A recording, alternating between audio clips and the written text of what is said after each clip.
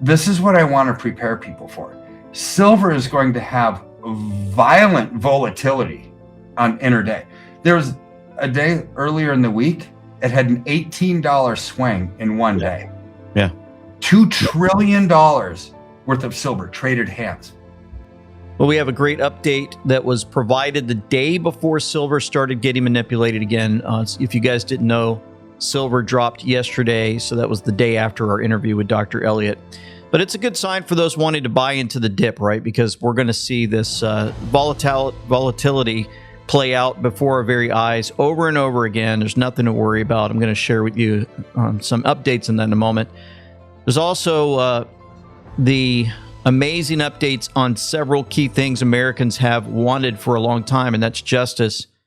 With Don Lemon getting arrested, of course, he's out now making stupid statements. Arrests made, Epstein files released, comms from Dan Scavino and Arnold Schwarzenegger taking down the witches at the View. I'm going to show you all that, but just real quick from News Treason Channel 17, you must show the people keep stacking. He reposted Bull Theory, who said the silver market is being heavily manipulated. Silver is trading at completely different prices at the same time. In the U.S., the COMEX, which Kirk Elliott's talking about today, silver's around $92. I think it dropped down to $77 last I checked. In Shanghai, physical silver is around $130 in China. That's a 40% premium in Shanghai. Same metal, two prices, and this gap is exactly what manipulation looks like. COMEX is mostly a paper market. In the U.S., silver trading is dominated by paper contracts. Most of the volume is not real silver moving around. It's contracts being bought and sold, and the paper to physical ratio is estimated around 350 to 1. That means for every 1 real ounce, there can be hundreds of paper claims. So when big players dump paper contracts, the price drops even if physical silver is still tight. No actual silver needs to be sold. They just sell paper and push the price down. SMM in Shanghai reflect real physical demand. SMM prices reflect actual physical transactions inside China. Silver holding around $120 there already shows stress. Shanghai spot prices near $130. You know, this shows something even clearer. Buyers are paying up because they need physical silver now. These premiums appear when supply is tight, delivery matters, contracts are not enough. Shanghai is not pricing paper leverage, it is pricing availability. Where paper dominates, silver prices are suppressed. Where physical demand dominates, silver trades much higher. COMEX shows a paper price. SMM and Shanghai show the physical price. The gap between them is proof that silver prices are being heavily influenced by paper trading, while the real market is already clearing much higher. Also, Dr. Kirk Elliott put out an economic commentary on our email system. So if you're subscribed to his email or if you've invested with him, you're on this. He said the silver move was extreme. I know it rattled a lot of people. That's why I wanted to speak directly to what actually happened and what didn't change. The drop erased only a couple of weeks of fast price action, not the larger structural reality behind silver. The physical supply deficit is still there. Demand is still there.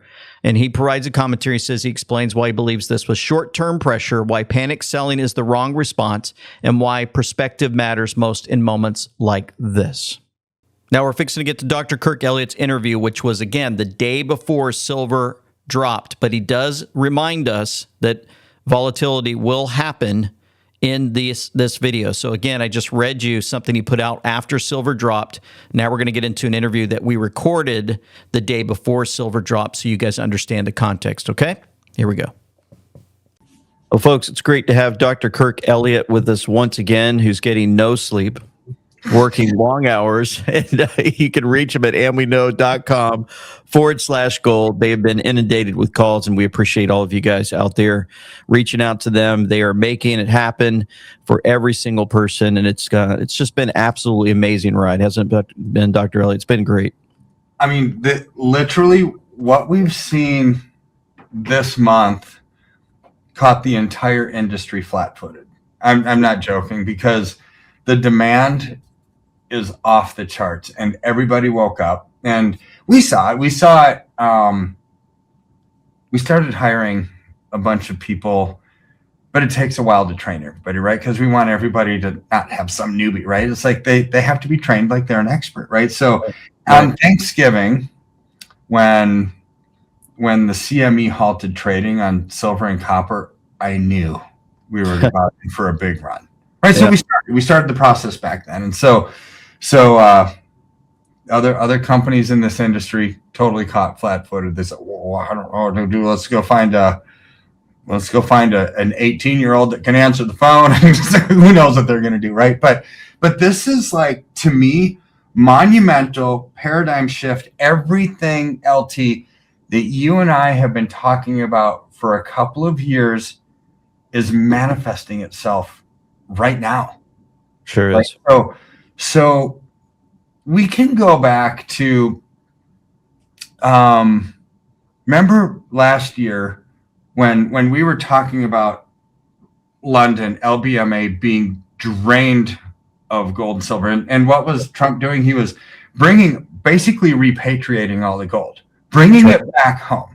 And people speculated, it's like, well, maybe he's going to back the currency with gold. Maybe they're going to revalue it. Maybe they have to bring it there to audit Fort Knox. Who cares what the story was, right? Right. But weirdly, I just think it was something very simple. COMEX needed gold and they needed silver to fulfill the demand and the contracts. It's like if people are wanting exchange for physicals, EFP in the trading world, meaning somebody has a futures contract and they say, we don't want to settle for cash. We want physical delivery. Who would that be? Companies like Sony and Samsung and all those. It's like, we need physical silver.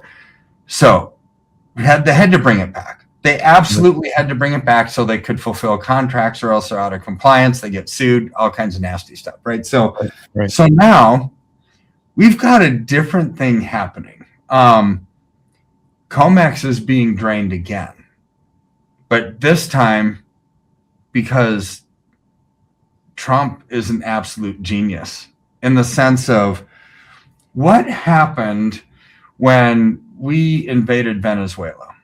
We talked about it briefly, but we didn't talk about the true ramifications that come from that. So when Trump basically invaded Venezuela, for whatever reason, the shipping lines and the waterways outside Venezuela were shut down, right?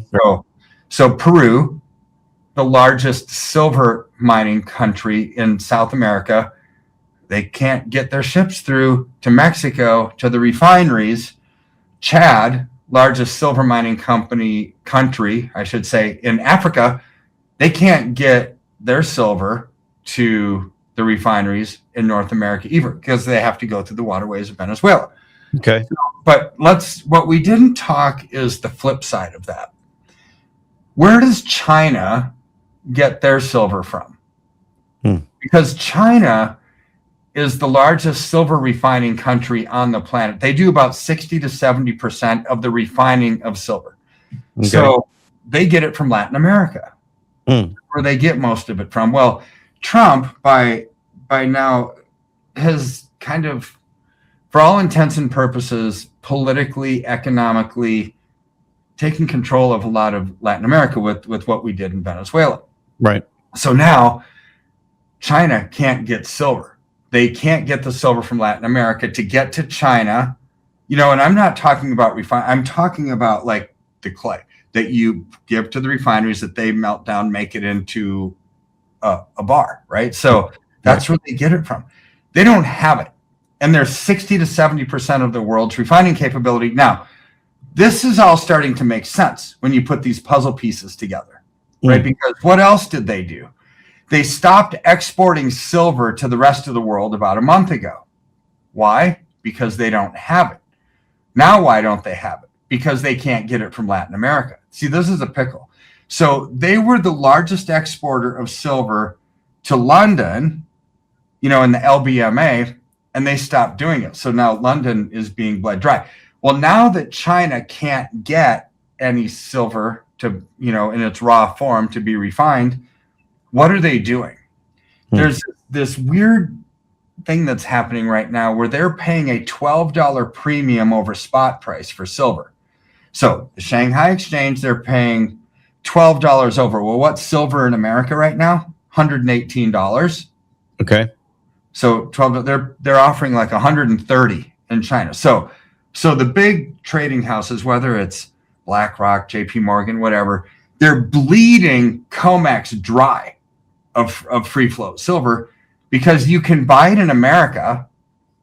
Carrying costs to get it over to China are not cheap, but China's paying $12 more per ounce. Instant arbitrage. Buy in North America, sell in China, make $12 an ounce instantly. Why would they do that? Because they need it. Because they're still the manufacturing hub of the world, and they don't have silver to make their electronics or solar. BYD needs it for their cars, like we talked about.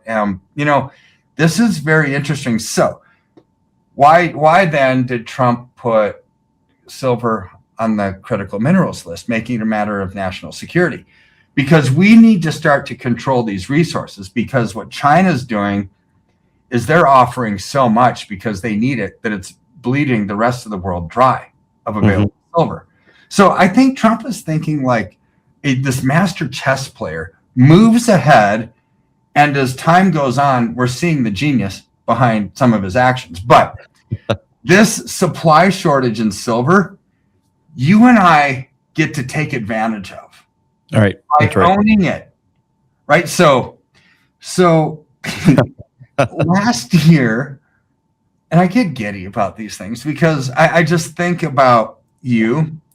I think about all the End We Know listeners who thousands of them have done business and invested in silver. And last year, silver was up 147%. Correct. Guess what? It's up this year. In 1 month. In 1 month. So it's not even February yet. Okay. Silver is up. We just did the math. It's up 64.8% year to date. And it's still in January, LT. So I look back and it's like, how long does it take to recover, to be at a profit position when you buy other tangible assets, like a house, for example? Right. I mean, it might take years to overcome the amount that you paid the realtor. Sometimes 4 to 6% when you buy, it's 4 to 6% when you sell. Right. I was looking back, and I didn't have to look back very far.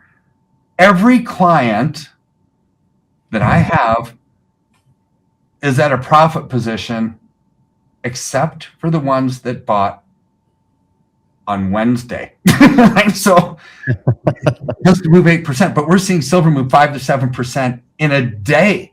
Yeah, that's right. It's up 65% year to date. I mean, this is incredible. This is legacy building, life-changing activity. That's right. I mean, I get giddy. I smile when I think about how lives have changed. Right? And so it's only going to get better from here. So I'm changing all of my projections. We've talked a long time about how, I thought silver was going to be 67 to 75 by the end of the year. Last year, it was. It was 71, right? Yep. So right in the middle. Then we thought, okay, I think by the end of the first quarter, we're going to see 120 to 140. I mean, we'll see 120 to 140 in February, not the end of the quarter. I think by this summer, we could see silver 200. Oh, wow. 150 to 200 by the end of the year, probably 300 plus. Oh, yeah. This is what happens when you've got a market that's purely fundamentally driven. This isn't speculative. This is not a speculative bull market. This is not a speculative blow off. This isn't the Hunt brothers trying to corner the market in silver in the late 70s. This isn't the tech stock bubble in 2000. This isn't the subprime bubble of 2009. This isn't the AI bubble, which are all speculators, people wanting to hit a home run. This is simple supply and demand. The manufacturers of the world need silver, and silver is not available, and the prices go up because of it. Purely fundamental reasons. This is why this one is so much different than every bull market that we have seen throughout the decades, which have all been speculative blow-offs. This is not. This is something completely different. So now, Tether, the crypto company, right? That they have they have the stable coin. It's like USDT, the largest in the world. Well, for some reason last week, this week, everything's a blur. They bought $24 billion worth of gold and they put it in a nuclear like bunker in Switzerland. It's like, why would they buy $24 billion worth of gold? Because they have a gold-backed token for the blockchain. Oh. And in the crypto world, you have to have the asset before you can sell it. Right. So it's not like you can borrow and do it on a day-to-day. No, they have to have it in their inventory, in their treasury before they can sell it. So what does this mean that they're going to do? Probably going to sell a ton of gold, right? So Bank of America, and you and I were talking about this article, Bank of America just recently changed their projection to, they see $6,000 gold. Oh my goodness. When is the question? It's like, hey, I see $6,000 gold maybe like 8 years down the road. No, they see it by the second quarter of this year. Oh my goodness. $6,000 gold, right? So this is the first of the big banks that has put a 6 in front of the price of gold, right? So what does this mean? This is actually what Bank of America is saying is what you and I have been saying about silver being, 150-ish by the end of the, right, by the late spring. Why do I say that? $6,000 gold at a 40-to-1 ratio, which we're now at 45. $6,000 gold at a 40-to-1 ratio puts silver at $150 an ounce. Wow. So they're basically saying, yeah, Kirk and LT, they were right when they said silver was going to be 120 to 140 by the end of the spring. But I think it's going to be way sooner than that. I think it's going to be higher than that. Yeah. Notoriously, these banks are the kings of underestimating things. They are. I mean, they'll make this wild projection when like gold is $4,000 an ounce. They'll say, we think in January, and they'll say, well, by the end of the year, it's probably going to be 4,200. Okay, that's not a wild projection, right? They're kings at that. So for them to say 6,000, it's probably going to be much more, right? So let's go back to how we started this show, which is with Trump kind of repatriating the gold and silver, bringing it home to roost. Why do people do that? Why do countries want to repatriate? Because they need something.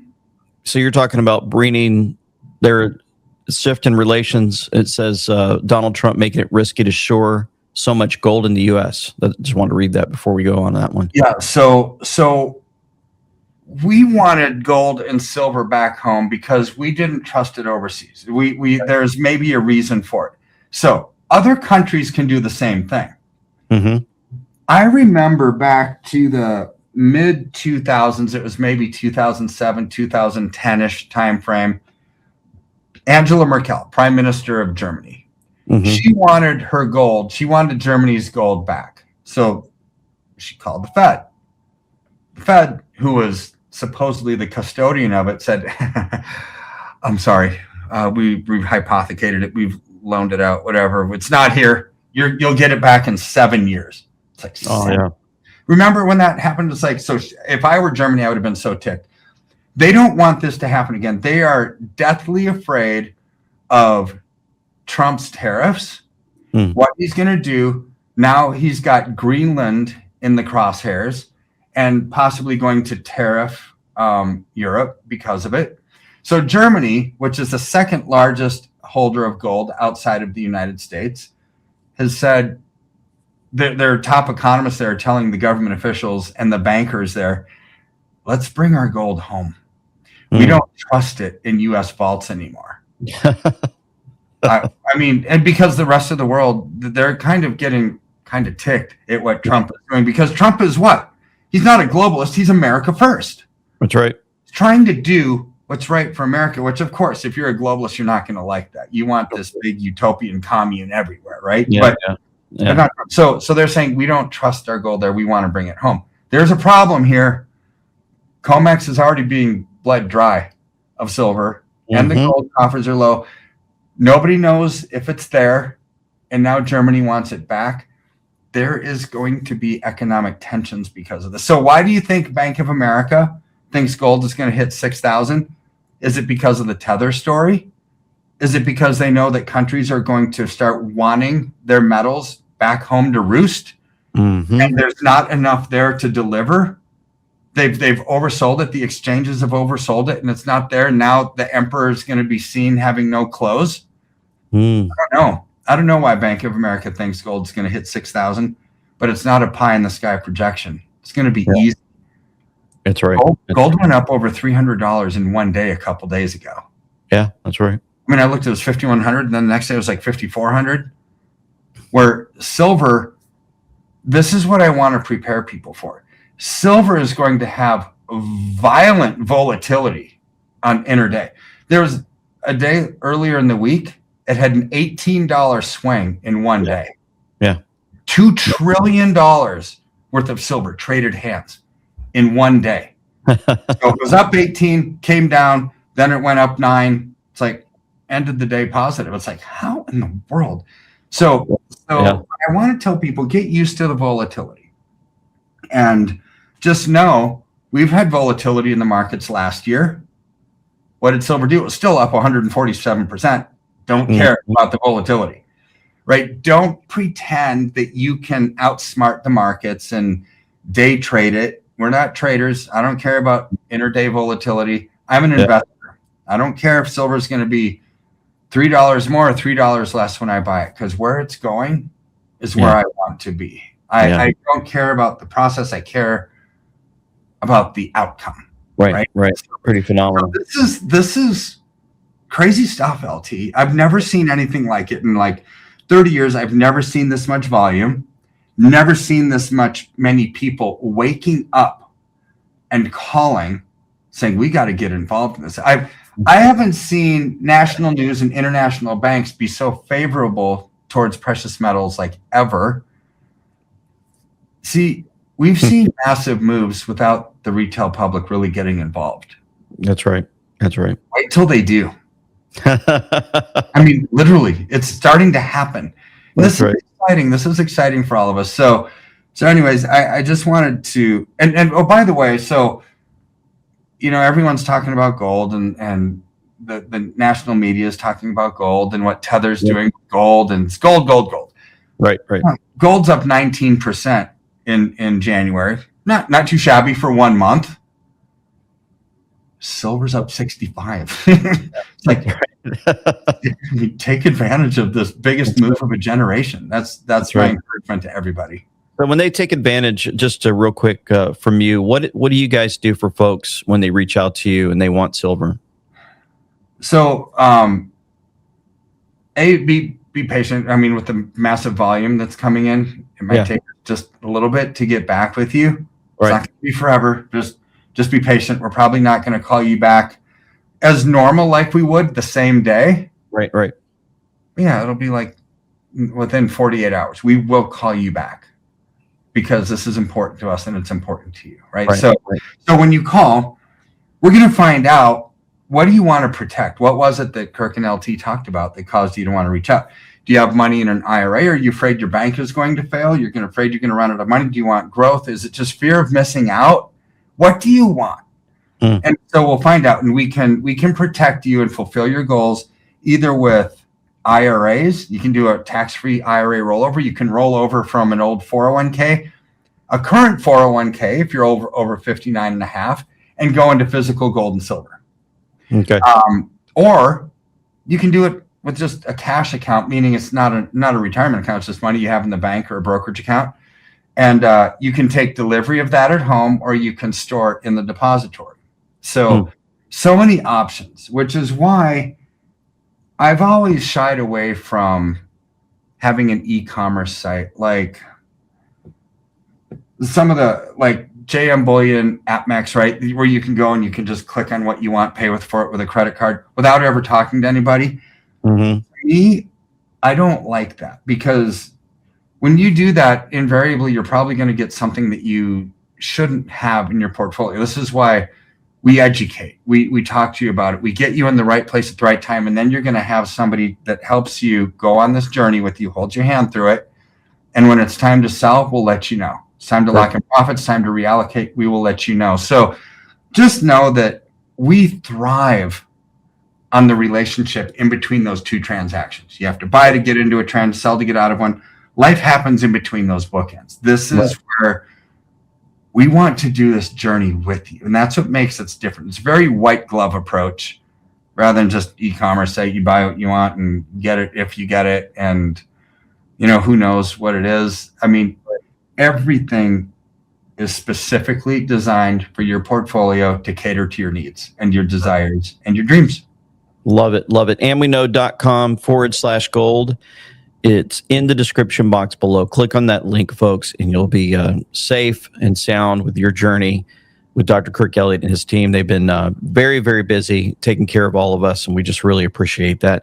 We're looking forward to more updates as this silver and gold, they continue to grow throughout this year. What an amazing time to be alive. It is. It's so good to be with you. All right. God bless. God bless. We're at 500,000 plus followers on Rumble. We appreciate that, and we love the likes for these videos and more. And on those updates, Don Lemon, was arrested. 3 million pages of Epstein files released. Nicki Minaj making liberals cry. SAVE Act gaining momentum and votes. ICE is not slowing down. Trump keeps winning. Tony says this is how Americans feel right now, and he's showing a guy dancing. So the White House even posted, "When life gives you lemons," showing Don Lemon arrested for involvement in the St. Paul Church riots.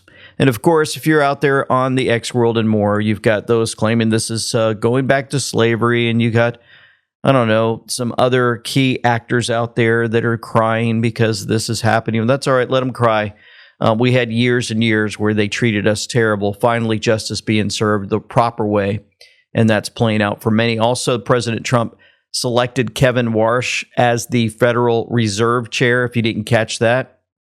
He announced that, and he's on the screen if you're looking at it now. He's nominating Kevin Warsh to be the chairman of the Board of Governors of the Federal Reserve System. He serves as the Shepherd Family Distinguished Visiting Fellow in Economics at the Hoover Institution and lecturer at the Stanford Graduate School of Business.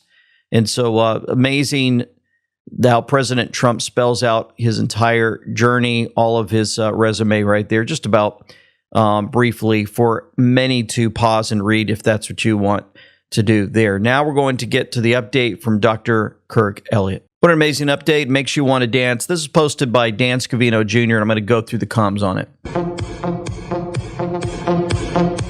Yep, there's some memes, AI generated with Marco Rubio, President Trump dancing, VP Vance having a good time. You see this beam of him all the time dancing. And what does that mean? Well, this post was put together by Not Op Q. Thank you for following. Not Up Q. Just saw that he's been following now, he or she. So thank you for that. But it's amazing the connections here. The 6:52 a.m. post by Dan Scavino Jr. matches the following comm 6:52 on the Q board. POTUS on terrorists in Guantanamo Bay. Let's be clear, enemy combatants. Reread the executive orders. And it was a 12-second video, edited perfectly for 12 seconds, 12 on the Q board. Now think about why Antifa plays right into the plan. Always ahead. Good guys are winning. Remember, Gitmo was expanded early 2025. Who is funding Antifa and ICE? So you've got to look at all of this. These comms, they're basically letting us know. And we've been following this for a long time. Many of you follow those guys out there on different channels that capture all the flights that are going to Gitmo and back. They've been doing that for years, the funding of Gitmo. And man, what an amazing time to be alive. And Gitmo's probably housing a lot of these folks that have been finally exposed, the Epstein files. And watch this clip. I want to talk for a minute about something that is important. Every single day of the year, the Department of Justice investigates and prosecutes those who abuse and traffic young women and children. Just last year, the FBI located over 2,700 victims of child exploitation. the Department of Justice found and terminated 3.8 million dark web pedophile accounts. In August, we charged 11 defendants for extensive sex trafficking in Los Angeles of illegal immigrants and underage women. Last month, we charged 5 men who were engaged in a sadistic sextortion network of deranged young men abusing women. Over the past several months, last summer and into the fall, we executed Operation Restore Justice, rescuing 205 child victims and arresting 293 offenders. I point this out because I take umbrage at the suggestion, which is totally false, that the Attorney General or this department does not take child exploitation or sex trafficking seriously, or that we somehow do not want to protect victims. We do. There are some select members of Congress and some in the public eye, including those most critical of our efforts at full transparency under the Act, who remain silent as to all the work that we have done and continue to do every day in this space, while quickly pointing a finger at the Attorney General or this department because we were careful in our review of millions of pages of documents over the past 2 months. The Attorney General, the Director of the FBI, and our partners throughout this administration work hard every single day to protect the most vulnerable among us. And so we'll have more updates about that coming up next week, I'm sure, as people go through that particular file and show more and more of the things connected in that way. So we'll get to that. But, another thing to close this all out was the View. I talk about them all the time as witches. I fully believe they're in movies. Like this lady here happens to be in a movie called Hocus Pocus, which is witchcraft, which if you go into that movie in detail, it's basically showing you what they do to children in a very nefarious way. These are very evil people on The View, I believe, and maybe not all of them, but majority. And they tried to corner Arnold Schwarzenegger on the ICE raids. And so I wanted to play this before we go to the Lord in prayer. You are an immigrant. You're an immigrant in this country. Yeah. Did you have a visceral reaction to what they're doing, what ICE is doing, when you see the videos of it? Well, I tell you, you said that the immigrant, I'm so proud and happy that I was embraced by the American people like that. I mean, imagine they came over here with the age of 21, with absolutely nothing. And then to create a career like that. I mean, in no other country in the world could you do that. Yeah. Every single thing, if it's my bodybuilding career, if it's my acting career, becoming governor, the beautiful family that I've created, all of this is because of America. That's true. And so this is why I'm so happy to see firsthand that this is the greatest country in the world, and this is the land of opportunity. And I think because I'm such a proud American and a proud immigrant that came to America, I was asked to do, on July 4th, a big speech, the keynote speech at Mount Vernon, where George Washington was laid to rest, and where he lived and all that, to celebrate the 250th anniversary of America, the existence of America. And I will be doing the speech there. They asked me because I'm an immigrant, and there will be 7,000 some people there, and there will be people that will be sworn in and will become citizens that day. That's great. So it's really a great celebration. This is what this is all about, is to celebrate people becoming Americans and coming to America and all that. And so I just think the world of the great kind of a history that we have with immigrants in America. But the key thing also is at the same time that we got to do things legal. That is the important thing, So you got to do things legal, and those people that are doing illegal things in America and that are foreigners, they are not smart. Because when you come to America, you're a guest, and you have to behave like a guest. Like when I go to someone's house and I'm a guest, then I will do everything I can to keep things clean and to make my bed and to do everything that is the right thing to do rather than committing a crime or being abusive or something like that. So that doesn't really work in this country. So I think the important thing is when you become an immigrant to think about, okay, I go to America because I want to use America for the great opportunities that America has in education, in jobs, creating a family, all of those kind of things. Then you have to think about, okay, if I get all of those things from America, then I have to give something back. You have a responsibility as an immigrant to give back to America and to pay back to America and to go and do something for your community for no money whatsoever. Give something back to after-school programs, Special Olympics, or whatever it is.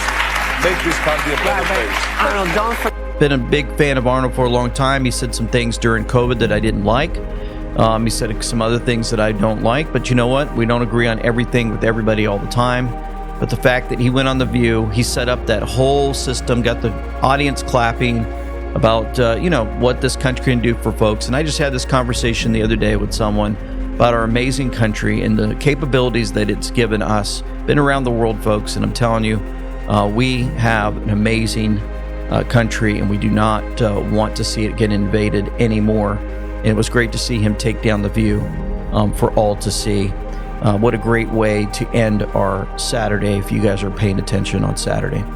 Let's go to the Lord in prayer. Heavenly Father, again, we come to you, thanking you for continuing to watch over us. Thank you for Dr. Kirk Elliott and his team working hard so that all of us can have amazing futures for those that have invested in precious metals, gold and silver. It's throughout the Word of God, and we've seen it. And we thank you for the continued leadership of this administration and what they're doing, the folks they've selected, how they're finally doing everything by the letter of the law, and so much more. We're so grateful to you for these things. We also ask for continued protection over all of our families, for those on the front lines and more. In Jesus' name, Jesus Christ, we pray. Amen and amen. Folks, thank you so much for tuning in. Hope you have an amazing remainder of your weekend. Thank you so much for all of your support. For now, this is LT Semper Fi with Them We Know, signing out.